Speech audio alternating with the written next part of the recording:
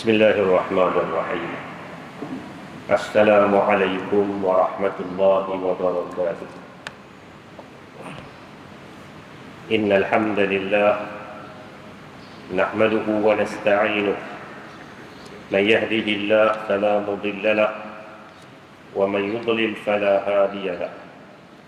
أشهد أن لا إله إلا الله وحده لا شريك له، وأشهد أن محمدا عبده ورسوله.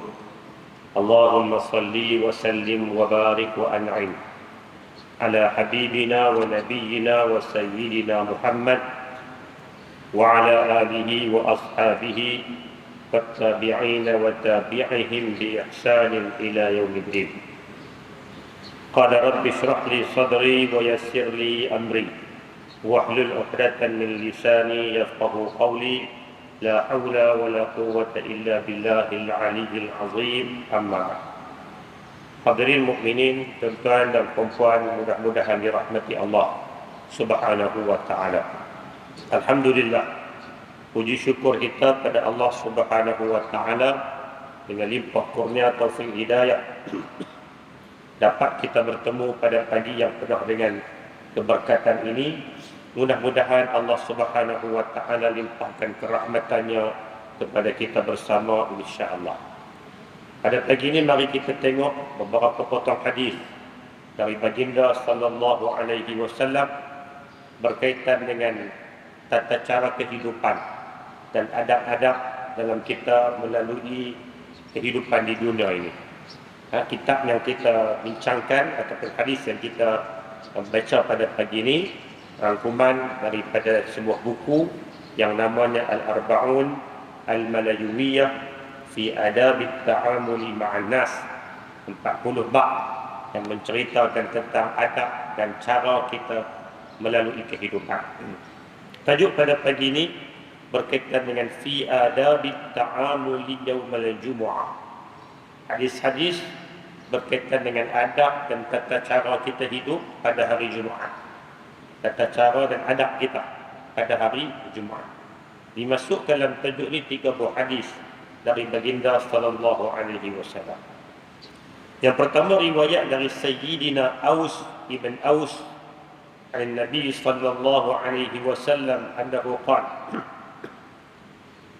man ghassala wa igtasala wa ghada wa ibtakara wa dana min al-imam ولم يلغ كان له بكل خطوة عمل سنة صيامها وقيامها.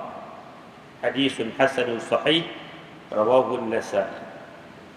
Hadis yang kedua riwayat dari Abu Dzar Al-Ghifari radhiyallahu anhu عن النبي صلى الله عليه وسلم أنه قال من اغتسل يوم الجمعة فأحسن الغسل ثم لبس من صالح ثيابه ثم مس من دهن بيته ما كتب ثم لم يفرق بين اثنين كفر الله عنه ما بينه وبين الجمعة.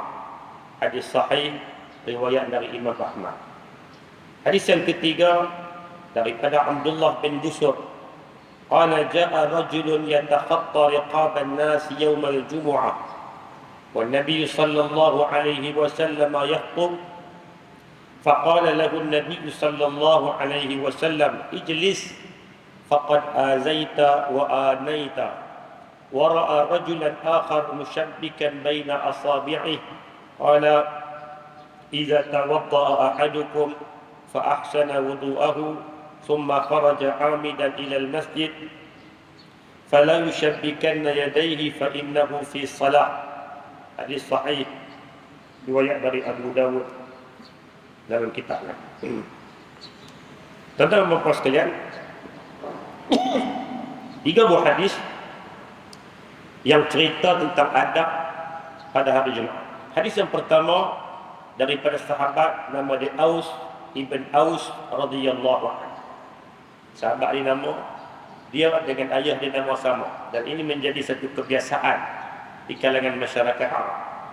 Nama dia dengan nama ayah, Aus ibn Aus, biasa.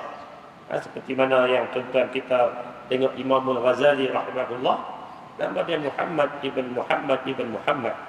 Ada 3 keturunan itu biasa.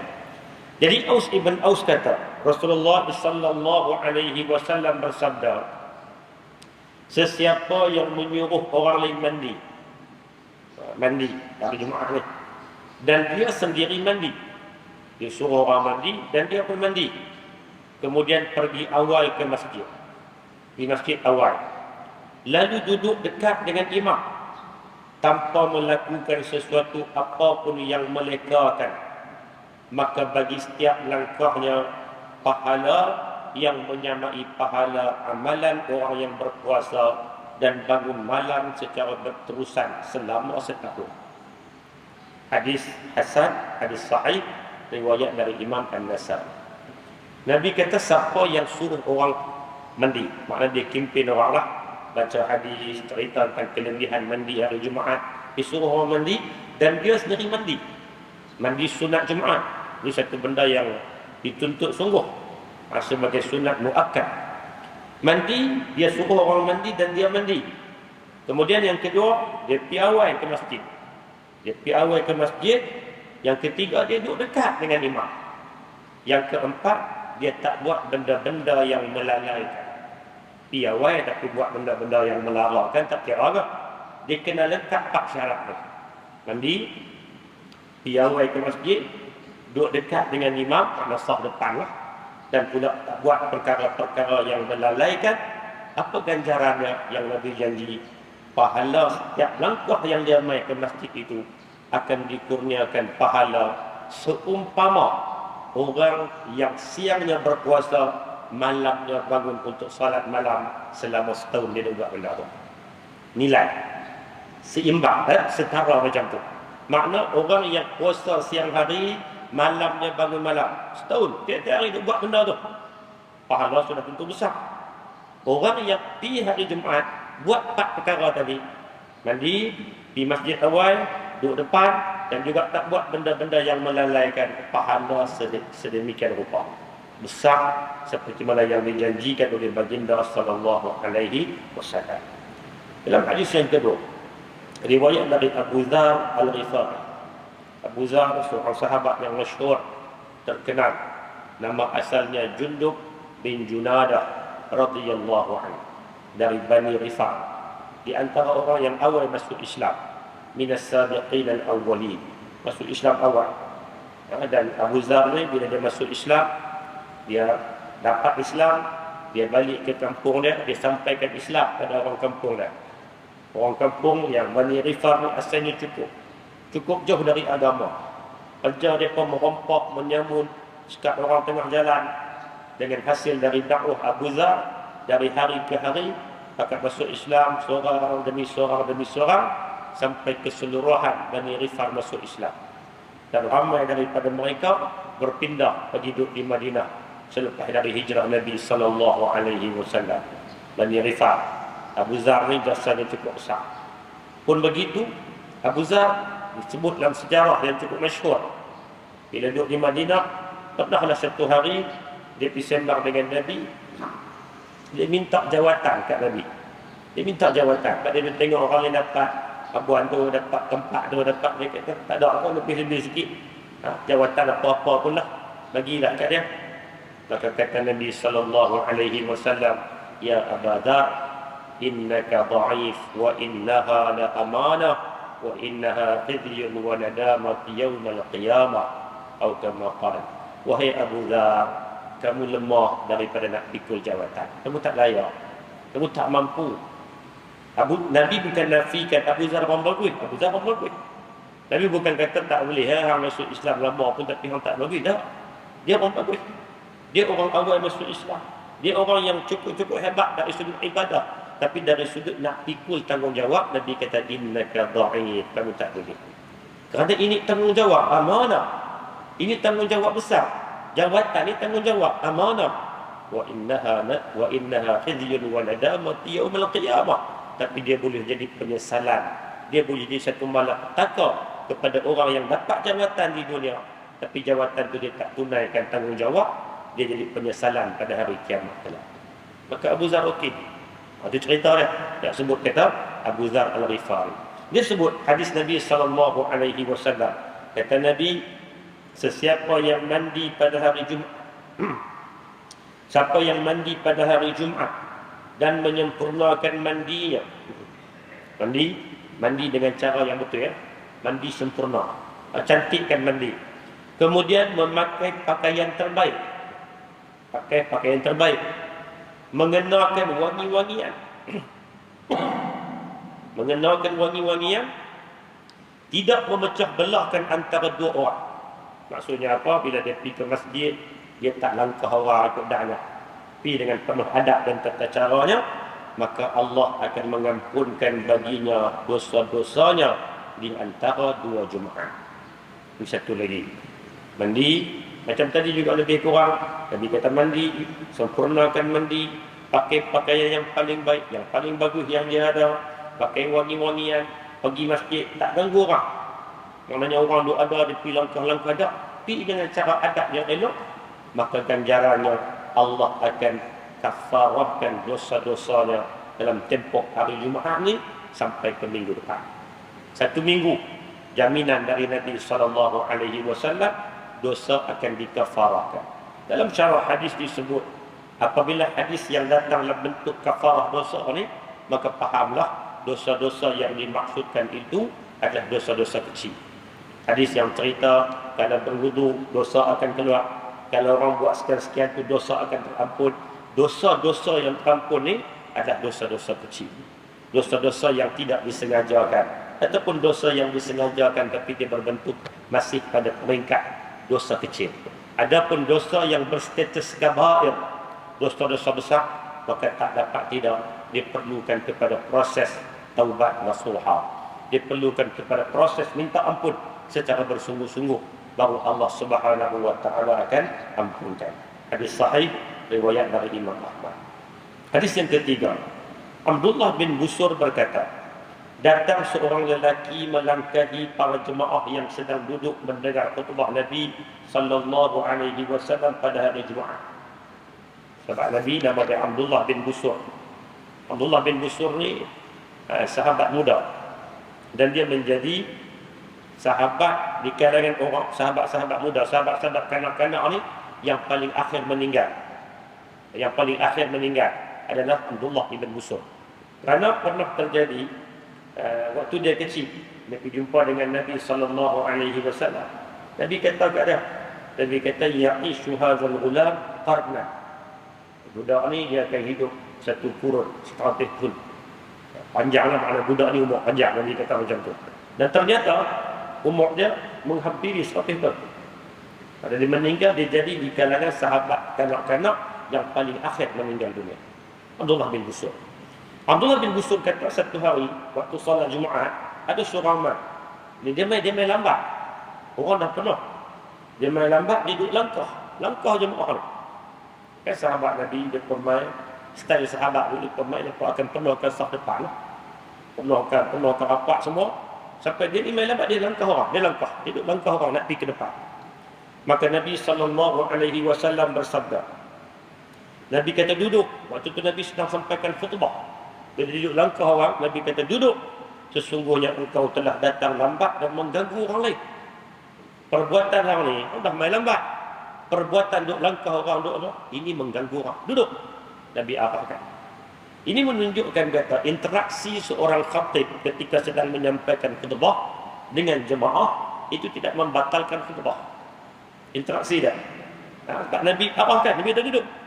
Maknanya boleh seorang khatib untuk berinteraksi dengan para jemaah. Kemudian lepas Nabi kata duduk, baginda melihat seorang lelaki lain memasukkan antara jari jemarinya. Tengah-tengah duduk khutbah, Nabi nampak pula ada orang duduk. Dia buat apa ni, orang kita panggil apa? Duk buat macam ni. Maka Nabi tengok perbuatan tu. Nabi kata apabila seseorang daripada kalian berwuduk dan menyempurnakan wuduknya, kemudian dia keluar dengan bertujuan pergi ke masjid, maka janganlah dia memasukkan antara jari jemarinya. Perbuatan ni maknanya dalam masjid, perbuatan maknanya duduk santai lah lebih kurang, ataupun kita katakan ghalib daripada mendengar khutbah. Itu maksudnya ghalib daripada mendengar khutbah, maka sesungguhnya jangan buat benda tu kerana sesungguhnya dia sedang berada dalam salat. Khutbah hari Jumaat ni dia mengambil tempat dua rakaat. Jadi kita beri tumpuan, kena dengar. Jangan buat benda-benda yang boleh melalai dan melekakan daripada mendengar khutbah. Kita pesan jangan sembang. Ya, betul, jangan sembang. Ramai orang tak sembang lah. Tapi benda-benda yang melalaikan daripada khutbah, daripada kita dengar khutbah. Lena termasuk daripada sengaja lena. Sengaja memang dipilih. Dan memang hari Jumaat dia pilih lah waktu tu pun yang sedap lena pun. Dia pergi tu tujuan dia nak lena. Dia sudah lari daripada fokus mendengar khutbah. Itu benda yang melalaikan. Hari ini dengan zaman teknologi canggih, kadang-kadang kita duk buka handphone, duk main handphone. Walaupun tak sembang orang, duk sembang orang tu. Ini juga sebahagian daripada benda-benda yang termasuk dalam maksud tadi. Nabi larang sahabat waktu tu duduk macam tu ya. Buat celah jari ni sebagai tanda kata lalai dan leka lah, duk main jari, duk main apa. Leka daripada mendengar khutbah Nabi. Nabi tegur. Ini pula perbuatan-perbuatan lain yang lari daripada fokus. Tujuan datang hari Jumaat, tujuan datang awal apa? Tujuan nak dengar khutbah. Tujuan nak dengar khutbah. Tiba-tiba mai ke masjid, awal semua cantik dah. Mai tak khutbah, tak dengar, tak ambil perhatian, lena dan buat benda-benda yang lari daripada fokus utama, maka Nabi kata jangan benda tu. Kerana dia akan menghilangkan nilai kepada hari Jumaat kita. Hadirin mukminin yang dikasihi sekalian. Dalam ketiga-tiga hadis tadi, di antara pengajarannya ialah amalan saleh yang paling tinggi kedudukannya di sisi Allah Subhanahu wa taala adalah amalan yang kita buat hari Jumaat. Amalan yang kita buat pada hari Jumaat itu sebahagian dari amalan saleh yang nilainya paling tinggi. Tapi kena ikut tata cara dan adab yang Nabi ajak tadi. Nak dapatkan kelebihan-kelebihan, kena buat benda-benda tadilah.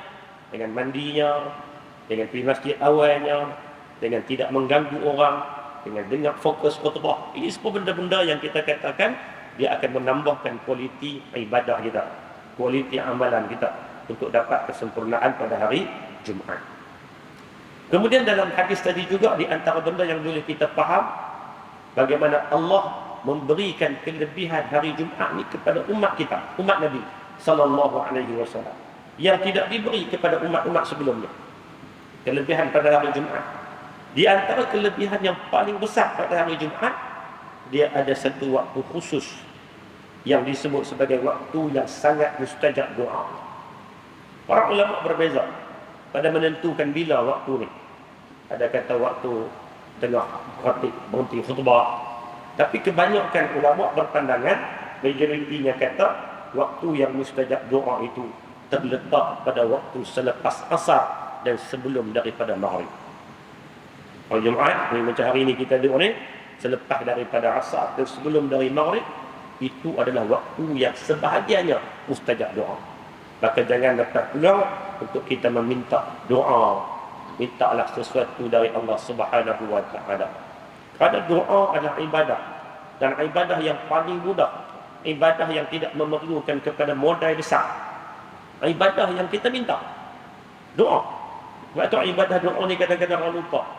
Banyak orang duk kira kita minta orang tolong doakan kita, itu orang ingat bagus kita minta orang tolong doakan, tapi kita tengah doa. Dan Allah Subhanahu wa taala sediakan tapak yang luar, terutamanya pada hari Jumaat adalah hari yang mustajab doa. Kata Abdullah ibn Salam, waktu lepas asar ni, waktu tak boleh sembahyang, waktu tak boleh sembahyang kerana dia termasuk dalam waktu tahrim. Lalu boleh tak doa saja? Boleh tak kita doa sedangkan tak boleh nak sembahyang? Boleh. Doa tak ada masalah kerana tak terikat dengan masa, tak terikat dengan tempat. Kata Abdullah ibn Salam, sesiapa yang duduk menunggu waktu salat, maka seolah-olah dia sedang berada dalam salat sehinggalah datangnya waktu salat tersebut. Kata sahabat Abdullah bin Salam, duduk tunggu waktu salat tu, pahala dia macam dalam salat. Jadi kalau dia nak dapatkan kelebihan hari Jumaat ni, oleh kerana waktu mustajab ni hujung hari, waktu yang dilarang salat, maka orang yang tunggu salat waktu tu, nak salat maghrib, dia tunggu tu dikira dalam salat, maka ruang untuk dia minta itu lebih berpotensi. Dan doa dalam salat itu lebih luas potensinya untuk dimakbulkan oleh Allah Subhanahu wa taala. Lepas tu Nabi ajak doa dalam salat ni. Selepas tasyahud ada doa dia. Dalam sujud ada doa dia. Nabi suruh perbanyakkan doa ketika sujud. Sebab sujud atau doa dalam salat, ruang untuk Allah Ta'ala makbulkan doa. Berbanding dengan doa di tempat lain. Maka bila hari Jumaat, waktu mustajabnya ialah petang. Sebahagian besar dari para ulama kata macam tu. Waktu mustajabnya petang. Petang ni sebelum daripada maghrib. Petang lah. Waktu tu tak boleh sembahyang. Jadi nak dapat kelebihan, nak dapat ruang yang lebih. Boleh nak doa saja-saja, boleh tak ada masalah. Bahkan mungkin Allah Ta'ala makbulkan. Mudah-mudahan macam tu. Tapi kalau nak dapat lebih, maka tunggulah waktu salat. Kerana orang yang tunggu waktu salat itu, dia seolah-olah berada dalam salat. Seperti mana kata sahabat Abdullah ibn Salam radhiyallahu ta'ala anhu wa ardah. Hadirin mukminin sekalian, itu tajuk berkaitan dengan adab pada hari Jumaat. Tajuk seterusnya fi adabi at-ta'amul 'inda at-ta'at. Adab-adab ketika melakukan ketaatan. Kita nak buat ketaatan, kita nak buat benda-benda baik, ada adab dah. Ada tata cara dah. Dan ada kaedah yang diajar oleh Nabi sallallahu alaihi wasallam. Ada 3 buah hadis. Yang pertama riwayat dari Abu Hurairah radhiyallahu anhu, anna Rasulullah sallallahu alaihi wasallam qala: "Law ya'lamu an-nasu ma fi an-nida' was-saff al-awwal thumma lam yajidu illa yastahimu alayhi lastahamu wa law ya'lamuna ma fi at-tahjiri lastabaqu ilayhi wa law ya'lamuna ma fi al-'atamati was-subhi la atawhuma walau habwan." Hadis sahih rawahu al-Bukhari. Wa 'an sayyidina Abi Sa'id al-Khudri anna Rasulullah sallallahu alaihi wasallam رأى قوما في مؤخر المسجد فقال لهم تقدموا فأتموا بي وليأتم بكم من بعدكم لا يزال قوم يتأخرون حتى يؤخرهم الله. وفي رواية أبي داود لا يزال قوم يتأخرون عن الصف الأول حتى يؤخرهم الله في النار. حديث صحيح رواه مسلم. وعن سيدنا جابر بن عبد الله رضي الله عنه أنه قال: لقيني رسول الله صلى الله عليه وسلم فقال لي: يا جابر ما لي أراك منكسرا؟ قلت: يا رسول الله استشهد أبي وترك عيالا ودينا. قال: أفلا أبشرك بما لقي الله به أباك؟ قلت: بلى يا رسول الله. قال: ما كلم الله أحدا قط إلا من وراء حجابه وأحيا أباك فكلمه كفاحا. فقال: يا عبدي تمن علي أعطك. قال: يا ربي أحيني فأقتل فيك ثانية. قال الرب: إنه قد سبق مني أنهم لا يرجعون. رواه الترمذي وقال هذا حديث حسن غريب. Ada 3 buah hadis dalam tajuk ni.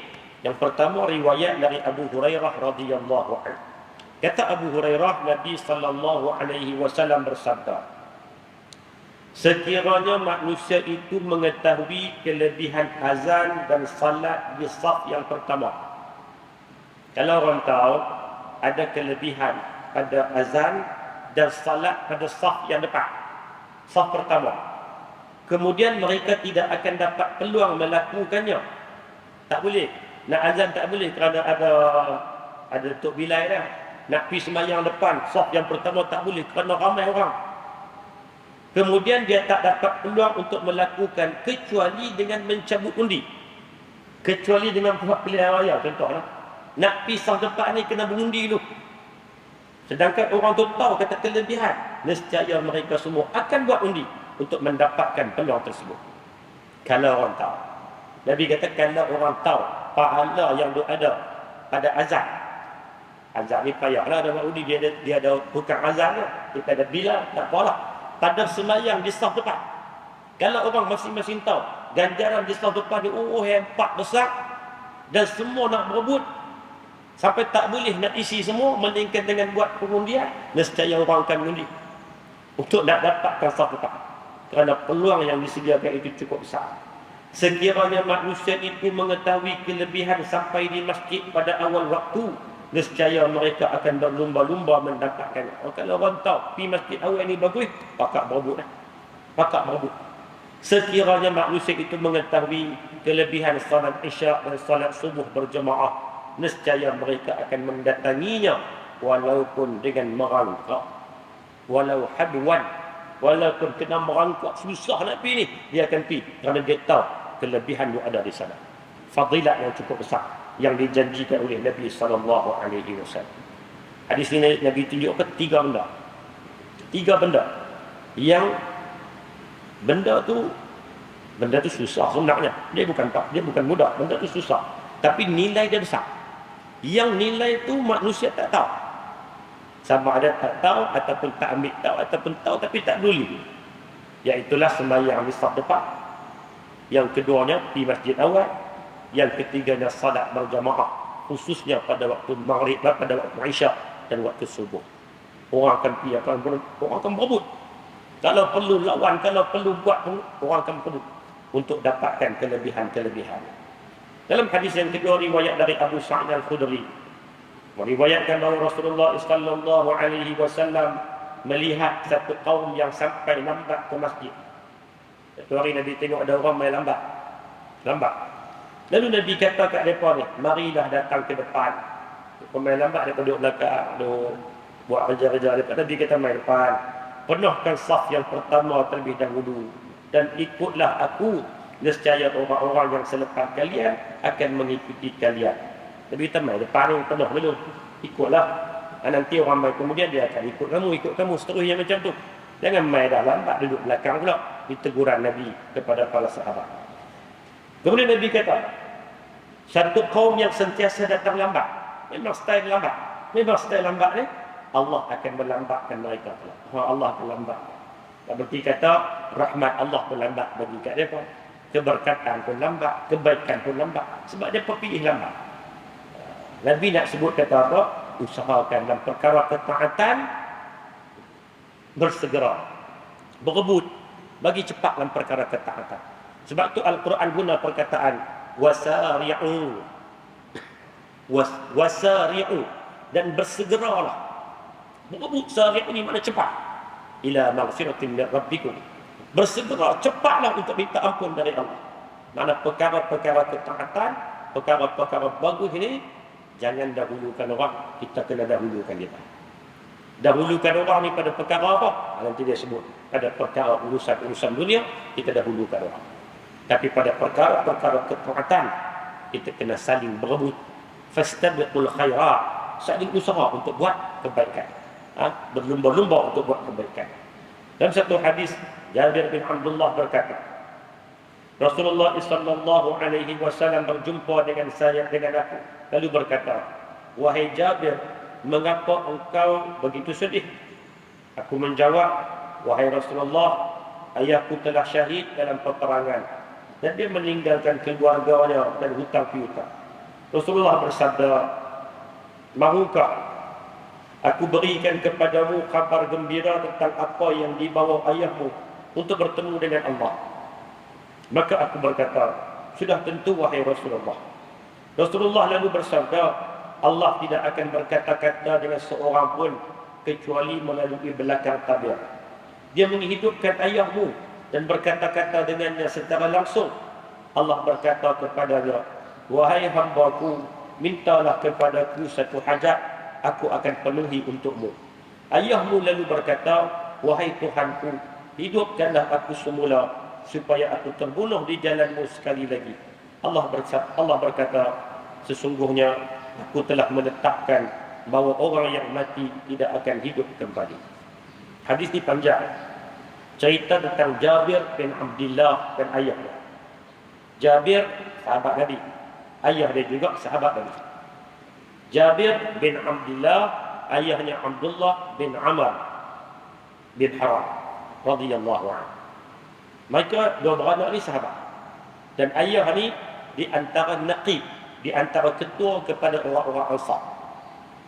Apabila nak berlaku perang Uhud, saling berebut siapa yang nak ikut Nabi. Mereka dua beranak.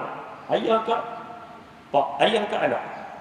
Sebab Jabir ni keluarganya, adik-adik dia ni semua perempuan. Masuk mak dia, masuk adik-adik dia semua perempuan. Dia berdua yang lelaki. Berebut. Dan ayah ni menunjukkan kesungguhan untuk pergi dan dia pergi. Sampai dalam satu riwayat kata apa? Buat undian di antara ayah dengan anak ni, mengundi. Mengundi dapatkan ayah pergi. Jabir tinggal dia pun. Bila pergi perang Uhud, takdirnya Abdullah ibn Amr ibn Haram, ayah kepada Jabir ni, menjadi sahabat yang pertama gugur di medan Uhud. Dia berjuang bersungguh-sungguh dan dia sampai terbunuh syahid di medan Uhud. Bila syahid, habis perang Uhud apa semua, orang balik cerita kepada Jabir. Jabir sedih lah. Sebab ayah dia meninggal, tanggungjawab nak jaga keluarga ni kat dia. Tanggungjawab nak jaga keluarga, adik-adik dia ramai lagi orang perempuan, kak dia pun semua perempuan. Nak tanggungjawab jaga keluarga, dia sedih lah. Dengan hutang piutang dengan apa. Satu hari Nabi jumpa dia. Nabi kata, Jabir nampak sedih pelik ni siapa? Sedih tak hilang ni pasal apa? Jabir pun kata lah, ya Rasulullah, aku sedih sebab kematian ayah. Sebab ayahku tak ada tanggungjawab tu ada pada keluarga kami besar. Dan juga hutang piutang dia pun banyak. Aku nak kena selesai. Maka Nabi SAW bersabda, Nabi kata, Jabir, nak dah aku cerita apa anugerah yang Allah Ta'ala beri kepada ayah kamu? Apa anugerah yang Allah Ta'ala beri? Yang sedih dengan kematian dia, tapi dia sedang menikmati anugerah yang Allah Ta'ala beri. Allah, kata Nabi, Allah Subhanahu Wa Ta'ala tak berbicara dengan orang, dengan manusia, melainkan wara'i hijab, di belakang tabir. Tapi istimewanya ayah kamu, Allah hidupkan dia, Allah berbicara langsung dengan ayah kamu. Allah tanya kepada Abdullah, ayah kamu, apa yang kamu nak? Cita-cita kamu ni, minta. Aku nak beri, minta ya. Maka Abdullah ibn Haram, ini Nabi cerita. Nabi cerita semula. Abdullah bin Haram minta apa? Dia dah mati. Allah tanya dia nak apa? Dia minta. Dia kata, ya Allah, izinkan aku untuk dapat kehidupan kali kedua. Untuk aku perang semula dan dapat syahid kali kedua. Bagiku balik dunia hidup, aku nak perang lagi. Dan aku nak dapat syahid kali kedua. Allah kata apa? Tak boleh. Kerana itu ketetapan, manusia ni akan hidup sekali, mati. Itu ketetapan yang tak boleh. Kemudian, kata Abdullah, hadis itu sampai dalam tu. Tapi sebenarnya dia ada lagi riwayat tambahan, di mana Abdullah bin Amr kata apa? Kalau macam tu, ya Allah, ceritakan kepada orang yang di dunia akan kenikmatan mati syahid. Maka turunlah ayat Al-Quran, وَلَا تَحْسَبَنَّ الَّذِينَ قُتِلُوا فِي سَبِيلِ اللَّهِ أَمْوَاتٍ بَلْ أَحْيَاءٌ عِنْدَ رَبِّهِمْ يُرْزَقُونَ. Jangan kamu sangka orang yang mati itu mati. Hakikatnya mereka sedang menikmati anugerah dari Allah Subhanahu Wa Taala. Jadi hadis yang dibawa daripada tiga tajuk ni, tiga hadis ni, dia bawa di antara pengajarannya ialah kita kena berlumba dan berebut-rebut untuk buat kebaikan. Kata Imam An-Nawawi rahimahullah, para ulama mazhab Syafi'i bersepakat dan para ulama lain menyatakan bahawa tidak sepatutnya dilebihkan orang lain dalam perkara-perkara ketaatan. Al-ithar. Ithar ni melebihkan orang lain, itu pada perkara-perkara dunia. Kita melebihkan orang lain, itu perbuatan terpuji. Wa yu'thiruna ala anfusihim walau kana bihim khassasah. Quran sebut tentang peribadi para sahabat Nabi. Mereka melebihkan orang lain, sedangkan diri mereka pun perlu. Itu pada urusan dunia. Pada urusan dunia, benda-benda yang berbentuk dunia ni tak boleh bagi orang lain. Tapi dalam bab ibadah, bab ketaatan, bab perkara-perkara kebaikan, kata Imam An-Nawawi rahimahullah, mazhab Syafi'i sepakat kata tak patut untuk melebihkan orang lain. Kalau ruang tu ada pada dia untuk buat kebaikan, dia kena dululah. Dia tak perlu untuk melebihkan orang lain. Contoh paling mudah apa? Saf depan. Saf depan ni kelebihan dia besar. Sembahyang di saf depan. Sebab tu kalau kita pergi ke sebahagian negara-negara Arab, masjid-masjid yang dibina pada zaman dulu, masjid-masjid lama lah, kebanyakannya berbentuk panjang tu. Kerana dia nak bagi saf depan tu panjang. Kalau kita tengok sebagai contoh Masjid Bani Umayyah di Damsyik, masjid dia panjang, saf depan. Dia punya ke belakang tak boleh mana. Dia mungkin ada dalam 10-11 saf macam tu lah. Tapi secara melebar ni, satu saf mungkin boleh 200 orang, 300 orang. Ada nak beri kelebihan kepada orang yang berduduk saf hadapan. Jadi contohnya saf depan tu kosong. Sedangkan tak ada siapa, dia duduk. Sila, kebiasaan orang kita. Sedangkan itu ketaatan. Isar yang macam tu tidak digalakkan. Melebihkan orang yang macam tu tak digalakkan. Kita patut berduduk. Kerana ia benda ketaatan. Tapi kita orang kita dia biasa, tidak. Dia seolah-olah nampak macam ini perbuatan isar, kita melebihkan orang. Tapi salah konsep. Adapun tentang urusan dunia, kita isar, kita melebihkan orang lain, itu adalah sifat yang terpuji. Dinyatakan juga bahawa makruh untuk melebihkan orang lain dalam mendapatkan tempat pada saf pertama dan yang seumpama dengannya. Disebut oleh Imam Nawawi dalam syarah Sahih Muslim, dia kata makruh. Ruang untuk kita dapatkan saf pertama tu kita ada, tapi kita bagi orang lain, itu makruh. Tanpa ada sebab yang disengajakan. Itu adalah perbuatan yang makruh. Yang kedua, di antara pengajaran dari hadis tadi ialah bila sebut perkara ketaatan dan kebaikan, kita kena ada satu sifat bersegera. Kita kena ada satu sifat sari'u, bersegera. Jangan berlambat-lambatkan pada perkara-perkara yang ketaatan. Pada perkara-perkara yang hadis tadi juga mengajar kepada kita manusia ni, kalau tahu tentang kelebihan dan anugerah yang Allah janjikan, manusia pasti akan dapatkan. Walau apa cara sekalipun. Cuma oleh kerana benda tu rahsia Allah. Benda tu kadang-kadang bukan rahsia. Nabi bagi tahu ganjaran sekian-sekian. Tapi orang tak ambil peduli. Kalau orang ambil peduli dan ambil berat benda tu, nescaya mereka akan berusaha. Sekalipun terpaksa buat benda yang menyusahkan. Hadis kata apa tadi? Walau habwan, walaupun terpaksa merangkak itu susah semua. Merangkak. Bukan Nabi kata walau jalan, walaupun pergi jalan kaki, tidak, walau merangkak. Manusia akan berbuat. Pada tahu tentang kelebihan yang disediakan oleh Allah Azza wa Jalla. Hadirin mukminin yang dikasihi sekalian, tajuk yang seterusnya, mungkin tajuk yang terakhir untuk kita tengok pada pagi ini, berkaitan dengan fi adabi ta'amul ma qabla an-naum. Adab-adab sebelum dari tidur. Sebelum. Sebab dia ada dua tajuk, satu adab sebelum tidur dan satu lagi adab ketika tidur. Ketika tidur pun ada adab. Mana nak dekat tidur dah. Ini sebelum dari tidur. Ada 3 hadis. Yang pertama riwayat dari Abu Hurairah radhiyallahu anhu, anna Rasulullah sallallahu alaihi wasallam annahu qala idza awa ahadukum ila firashih falyakhudh dakhilata izarih falyanfud biha firashahu wal yusammillah fa innahu la ya'lam ma khalfahu ba'dahu ala firashih. Hadis sahih riwayat Imam Muslim. Wa anhu 'an Nabi sallallahu alaihi wasallam annahu qala man bata wa bi yadihi ghabarun fa asabahu shay'un fala yalumanna illa nafsahu. Hadis sahih riwayat Al-Bukhari. Wa 'an sayyidina Ubadah ibn As-Samit 'an Nabi sallallahu alaihi wasallam man ta'arra min al-layli faqala la ilaha illallah wahdahu la sharika lah lahul mulku wa lahul hamdu wa huwa ala kulli shay'in qadir alhamdulillah wa subhanallah wa la ilaha illallah wallahu akbar wa la hawla wa la quwwata illa billah thumma qala allahumma ighfir li aw da'a ustujiba lahu fa in tawadda'a qubilat salatuh. Hadis sahih riwayat Al-Bukhari. 3 buah hadis dalam tajuk ni. Yang pertama dari Abu Hurairah radhiyallahu anhu, Rasulullah sallallahu alaihi wasallam bersabda, apabila seseorang di antara kalian mendatangi tempat tidurnya. Ini sebelum tidur. Nabi kata sebelum tidur tu buat apa? Hendaklah dia mengambil bahagian dalam kainnya dan mengibaskannya pada tempat tidurnya. Nabi ajak sampai peringkat macam tu. Kita kata kecil sangat. Nabi ajak. Sebelum nak tidur, Nabi suruh kibas dulu tempat tidur. Wasammillah, lalu menyebut nama Allah padanya.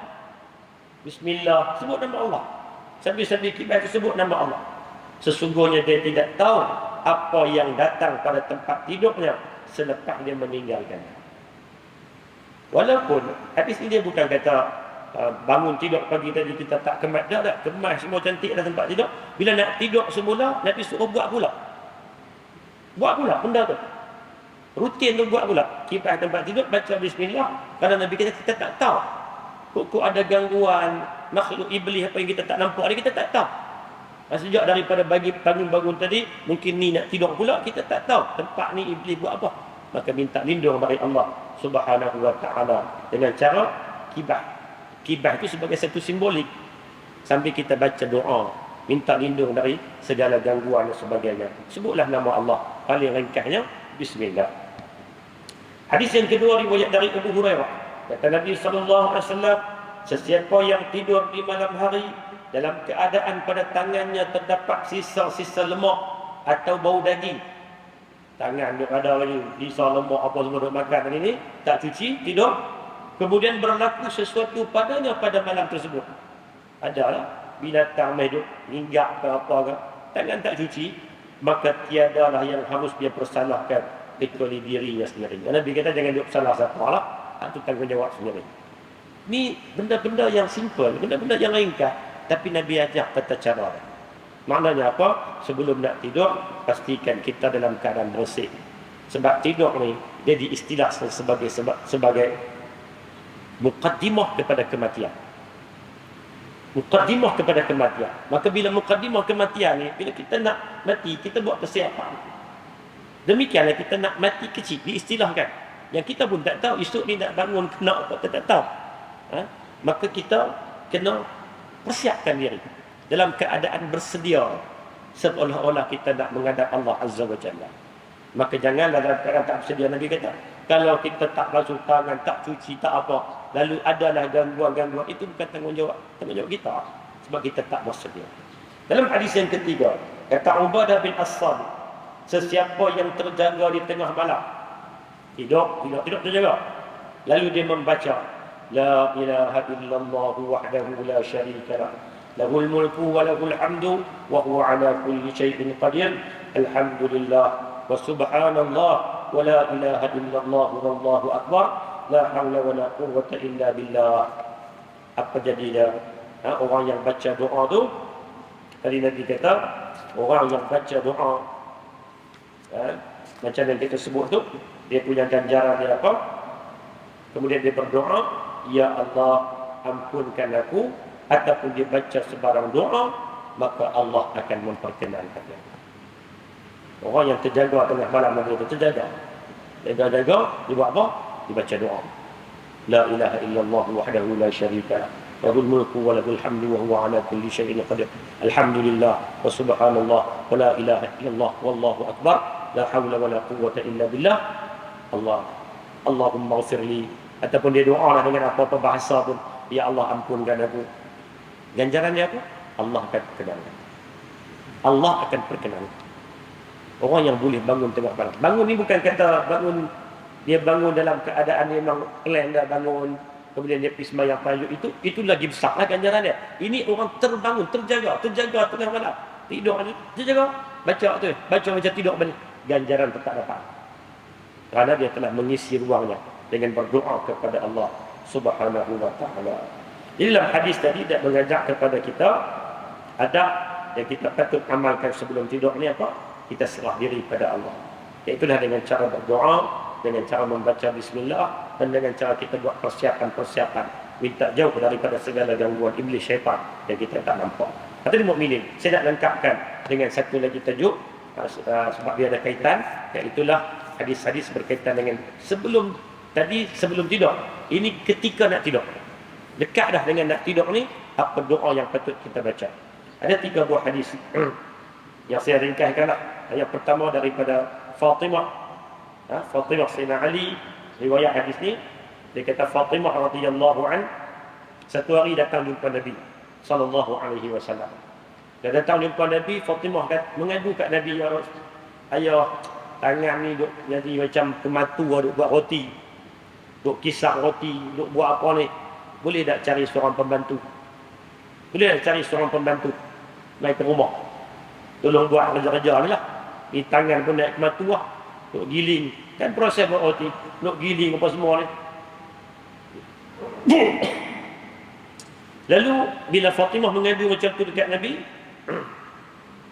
Nabi macam mula-mula tu macam Nabi tak ambil tahu sangat.